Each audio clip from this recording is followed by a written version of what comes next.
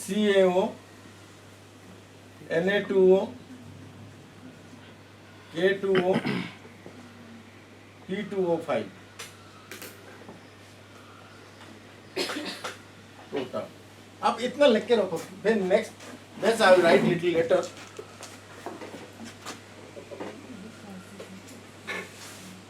So you will determine this elements. Your machine or the whatever procedure you are adopting now, they will give the how much Si is there, how much titanium is there. You have to convert it to oxides. Very easy. It's not a difficult thing. Now these are the major elements present in a rock. Major. Abundance is more in percentage. So these are called major elements because their availability is in percent. Understood na? Now there is another set of elements which are called trace elements. Trace elements.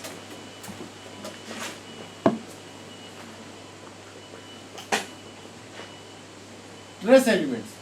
Trace elements में क्या आता है? मैं आपको बताता हूँ। Copper, cobalt, nickel, zinc, rubidium, lithium, like this. Then these are the trace elements. Very little in ppm they are available. That is why it is called trace. ppm, parts per million. 10 to the power minus 6. ये तो 10 to the power, ये 10 to the power 2. 100. Percentage means 100. There is another group of elements called Re. Rare earth elements. So those are La, Ce, Sm, Eu, Gd, Tb, Yb, Lu. ये these are rare earth elements. Full form देख लेना, spelling गलत नहीं करने का। Now, so when you do analysis, you have to do all these things. You have to follow this point. Out of this, these are most important. Why most important? आप जो metamorphism होता है, biotite suppose changes to garnet. Biotite में क्या होता है? Iron, magnesium, aluminium, potassium, silicon. Garnet में iron, magnesium, aluminium, silicon. So major elements, they constitute the mineral phases. Major element, जितना मिनरल है, बायोटाइट, क्लोराइड, गार्नेट, हॉर्नबीन, ट्रेमोलाइट, जो भी है, उसका जो मेन कॉन्स्टिट्यूएंट है, वो मेजर मिनरल है, वो बनाते हैं। ट्रेस एलिमेंट ना, वो मेजर मिनरल को नहीं बनाते, उसका अंदर एक ट्रेसेस रहते हैं, वेरी लिटिल। एक गार्नेट का अंदर एक थोरियम रह गया, but thorium is not essential constituents of garnet. उसको लेके गार्नेट नहीं बनता है, अब रहना रहो नहीं तो जाओ, ऐसा है। But if magnesium is not there, garnet नहीं बनेगा। एल्युमिनियम नहीं तो गार्नेट नहीं बनेगा। यू अंडरस्टैंड ना? मेजर और ट्रेस में क्या फर्क है? मेजर मैक्स है मिनरल फेज, मेजर मैक्स है mineral phase. Mineral phase means mineral, कोई भी mineral. These are the essential constituents. Plagioclase में देख क्या रहता है? Calcium, aluminium, calcium, sodium, aluminium, ऐसा ही बस वही है तो मेजर एलिमेंट्स। बट उसका अंदर ये होता है, कभी कभी जिंक रहता है, यूरेनियम रहता है प्लाजियोक्लेज में, but they do not contribute. But the major mineral वो ट्रेसेस में रहते हैं, आर भी ट्रेसेस में रहते हैं। इसका जो इम्पोर्टेंस है ना, अलग है। इसको हम कंसिडर नहीं करेंगे अभी।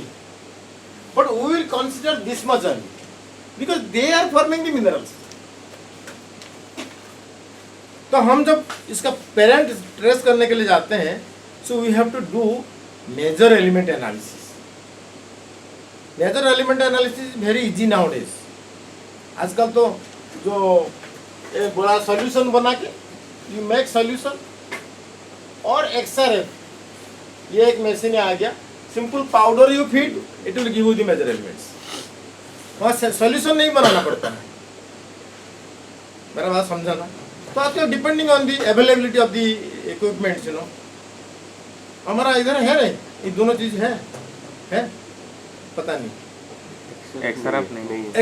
XRF नहीं ना, बट सॉल्यूशन मेकिंग है. तो वही, so you can do it. ना पॉइंट इज, सपोज आपके पास एक पेलिटी ग्रैनुलाइट है और बायोटाइट सिस्ट. बायोटाइट सिस्ट का आप सैंपल लाया था क्या?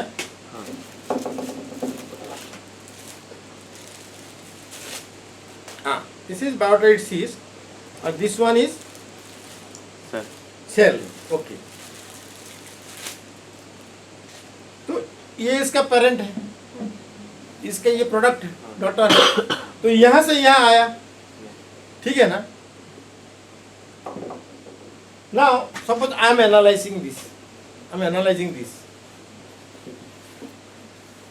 कुछ परसेंटेज निकलेगा. एक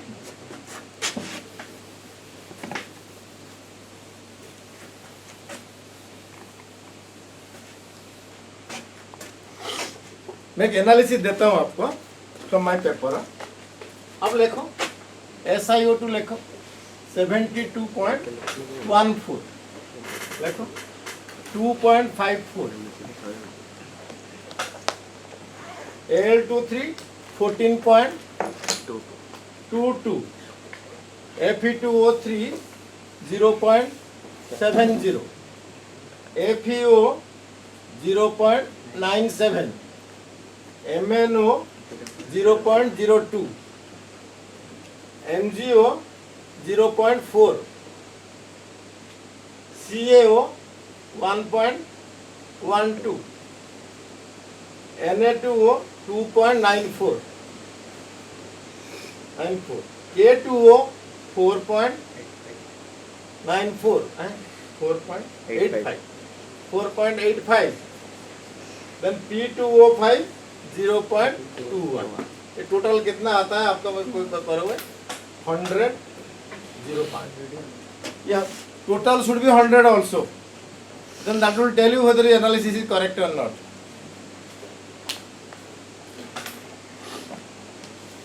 ऐसे ही है. तो ये आप देखा, इसमें क्या पता लगेगा आपको? इसका पेरेंट कौन था? ये तो देखा आपने, इसको यूज करना पड़ेगा भाई. ऐसे देखने से क्या हो जाएगा ना? पॉइंट इज, आप तो यूज करेंगे इसको कुछ बोलने के लिए. So what is the assumption behind, you should know also. Use करने से पहले you should know the assumption. क्या असम्पशन है ना? आपका सपोज एक सेल था, दिस वाज ए सेल. ये सेल है, this gave rise to your biotite cyst, or it has given rise to your pellitic granulite. pellitic granulite दिया है. You are analyzing these things. ये तो नहीं है अभी. तो आप क्या एज्यूम करते हैं? ये सब जो एलिमेंट है ना, ये पहले इधर था. First assumption, all these elements were in cell. ये सेल में थे, आप एज्यूम कर लिया. सेकेंड असम्पशन क्या है? ये जो मेटामॉर्फिज्म होता है ना, pressure temperature increase, fluid works, shear stress works, कितना ऊपर वेरिएशन आया. बट स्टिल देन ये जो एलिमेंट है ना, कहीं नहीं गया, उधर ही रहा. It remain there. Could you follow this point? So elements did not migrate from the system से बाहर नहीं गया, जितना था उधर उतना रहा। ये first assumption, most important assumption. Similarly no element also came inside, ये तो रहा। Third is no element, no foreign element. Foreign element came inside, ये भी अंदर नहीं आया, तभी जाके आप इसको बोलोगे ना। इसका जो एनालिसिस आएगा is same as this, provided this whole system works as a closed system, closed, nothing goes out, nothing comes in, so it behaves as a closed system. You understood the meaning of this thing na? So this metamorphism is assumed to be closed system, ये assumption है, इसलिए इसको बोलते हैं metamorphism is a आइसोकेमिकल process. यह आपको समझना पड़ेगा, कुछ नहीं जाता है। इसलिए आप जब ग्रानुलाइट्स को एनालाइज करो या पेरेंट को एनालाइज करो, they will be having similar. मेरा बात समझा कि नहीं समझा? बट इन मेटामॉर्फिज्म में there is another process called metasomatism है, वो बात में पढ़ेंगे। मेटासोमाटिज्म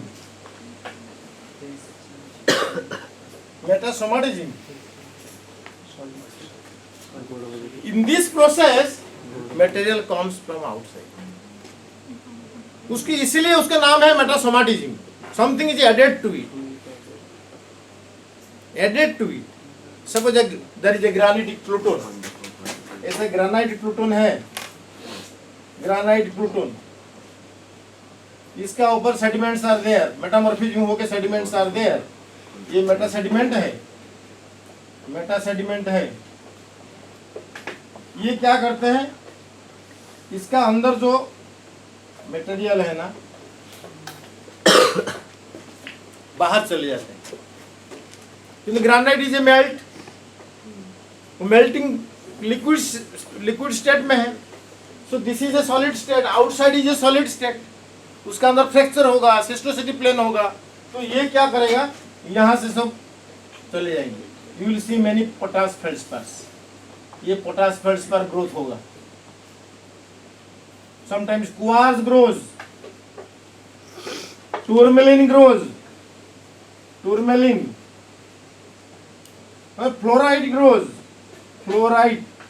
ग्रेनाइट से आ जाता है। बहुत मिलेगा अंबाजी में, बड़े ऐसे बड़े पोटाश फेल्डस्पर रॉक का अंदर, ग्रानुलाइट का अंदर। टूरमेलिन कैसे आ जाता है? बोरॉन, इसका अंदर बोरॉन है, इसके सॉल्यूशन में BORON ना, boron is the main constituent of tourmaline ना, तो ग्रेनाइट का अंदर रहता है। फ्लोरीन में ग्रेनाइट का अंदर रहता है। वो सब they migrate, they develop this tourmaline, fluoride. और भी कितना है, मैं तो just I am giving some example. The entire mineral metology related to granite. आप सब मालांज खंड आप पढ़ा होगा, मालांज खंड इधर है मध्य प्रदेश में, हाँ। तो ग्रेनाइट से कॉपर आके, ग्रेनाइट का अंदर कॉपर है, वहां से कॉपर माइग्रेट करके टू द सराउंडिंग सिस्ट, उसको मिनरलाइज कर दिया। वो मेटासोमाटिक की प्रोसेस है। सिमिलरली आप यहाँ तो ईस्टर्न घाट में ज़्यादा ऐसे मिनरल्स नहीं है, आपको धरोहर में मिलेगा ऐसे मेटासोमाटिक मिनरल्स मिलेंगे। तो metasomatism is a process where the material comes from a granite pluton and adds to the country rock. इसको लीड पर लीड इंजेक्शन बोलते हैं, धीरे धीरे उसको इंजेक्ट करता है, lead par lit injection, lead par lead धीरे धीरे इंजेक्ट करता है। देखो अंबाजी में विल फाइंड ग्रेनाइट है, चारों तरफ कैसे मटेरियल जा रहा है to the sediments. Generally the metasomatic process ना is found in case of a granite pluto. Basalt के साथ नहीं होता है, क्योंकि metasomatic process generally occurs in case of granite pluto, granite pluto, not with basalt और गैब्रो, इसके साथ नहीं होता है। क्यों नहीं होता है? गैब्रो तो ये वोल्केनिक रॉक है और प्लूटोनिक रॉक है, वो भी मेल्ट कंडीशन है, इसलिए नहीं होता है। Basalt, gabbro, dolerite, they are very forceful intrusions, forceful intrusions. Dyke देखा होगा, डोलराइट डाइक कट, ऐसे gabbro forceful intrusion into the sediments. उसका मैग्मा प्रेशर इतना होता है, वो फोर्सफुल इंट्रूजन हो जाता है जल्दी एकदम। You must have seen a dolerite dyke, basaltic dyke, so and it quenches, it solidifies. Understood ना? This process quick intrusion, but granite जब intrude करता है वो quick नहीं कर पाता। आया धीरे वहाँ बैठा रहा, धीरे धीरे, it is very slow intrusion process, granite. Whereas basalt, gabbro, these are very quick intrusions. Granite is a slow intrusion. इसलिए स्लो के लिए वो कूलिंग जल्दी नहीं होता है, इसलिए इसका मटेरियल है ना धीरे धीरे निकलते हैं, जबकि पूरा ऐड कर देते हैं, कंट्री रॉक को पूरा कन्वर्ट कर देते हैं, full of feldspar crystal, full of quartz crystal. आपको पता लगे ग्रेनाइट है कि सेडिमेंट क्या था ये? मेरा बात समझा कि नहीं समझा?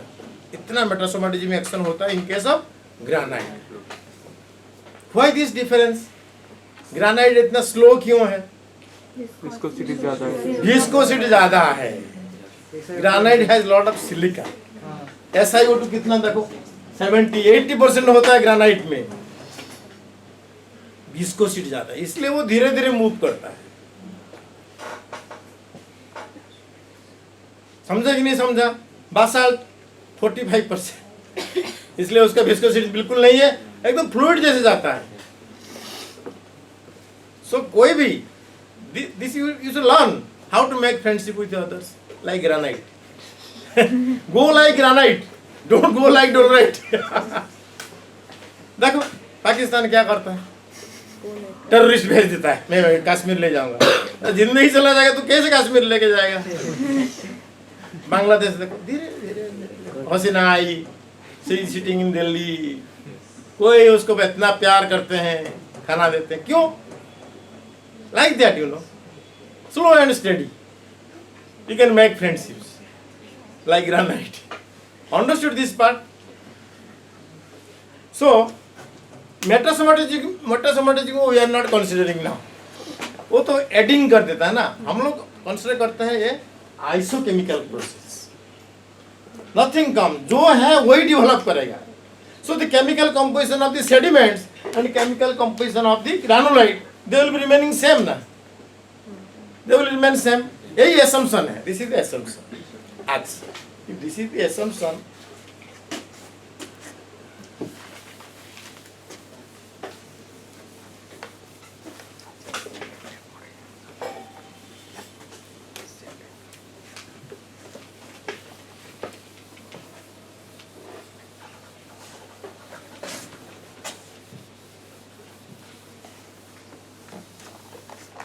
कितना आप लोग लिखा?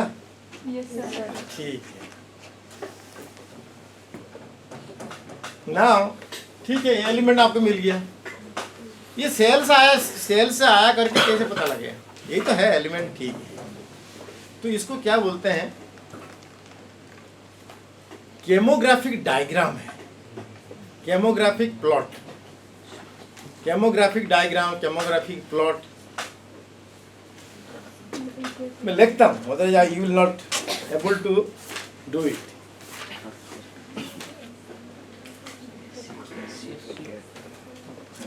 देयर इज ए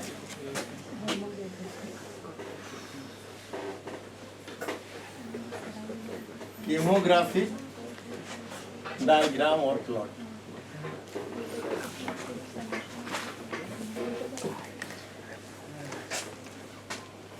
ये खाली 10 एनालिसिस अगर टेबल में दिखाई दे तो क्या हो गया दिखाने से? तो कैसे कंपेयर कैसे करोगे ये बात? मेरा बात समझा ना? वो केमोग्राफिक प्लॉट में क्या होता है, this is developed by Harker, POCSO, these are the stalwarts of metamorphic petrology.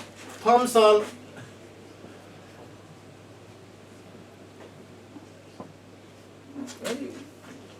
Winkler also, he has developed all this. All these people are no more here with us now. They're very old, you know. Now, what they have done, I will tell you. They thought, okay, how many elements are here? Major elements? 10 or 11? Have you counted? Count करो, ये 55 से कोई भी पूछ लेगा आपको। 11। इसका एक सीक्वेंस भी है।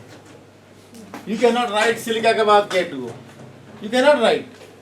It should be readable ना? तो silicon, titanium, Al2, 3A, Fe2O3, FeO, MnO, MgO, इसी सीक्वेंस में आपको लिखना है। Maybe little one change, you know, maybe MnO, MgO थोड़ा इधर उधर हो गया, वो चलेगा। But you cannot bring silica here and P2O5 there. This order has to be maintained. कोई भी टेबल पे। Then what they have done, they said,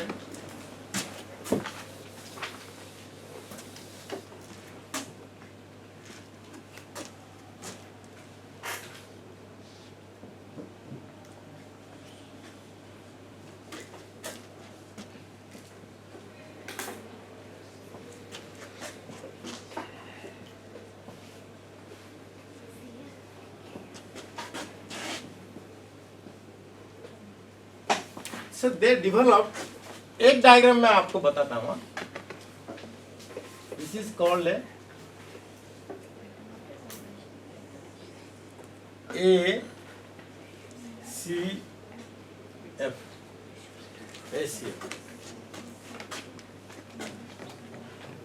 ठीक है ना? Now, what does A stands for? What does C stands for? What does F stands for? मैं लिख के देता हूँ, क्योंकि उसे समझना बड़ी बात है।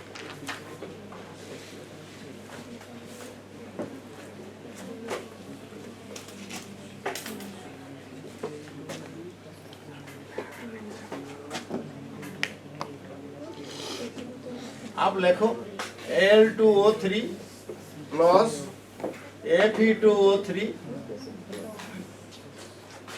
Minus Na2O plus K2. C stands for CaO minus 3.33 P2O5. F stands for FeO plus MgO plus MnO.